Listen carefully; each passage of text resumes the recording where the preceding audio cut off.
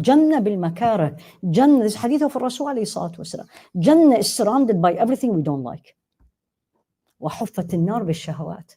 And the hellfire is surrounded by everything we like. So my job and your job on this earth is to remind each other. You don't have to be a da'iyah. And you have a lot of information. It's just the way you see it, you know it. Yani if somebody throws something in the masjid, do I need to have a PhD in Islamic studies to know this is wrong? Do you like this in your home? Do you accept it in your home? Yes or no? Then why do we okay with it in the masjid? No one cares. It's there, it's there. I don't care, I throw it. And you don't care, you saw me throwing it. We need to be caring people about each other, not only about my child or my career or my house or my family. We are becoming gradually, and I'm not talking about here, I'm talking in general.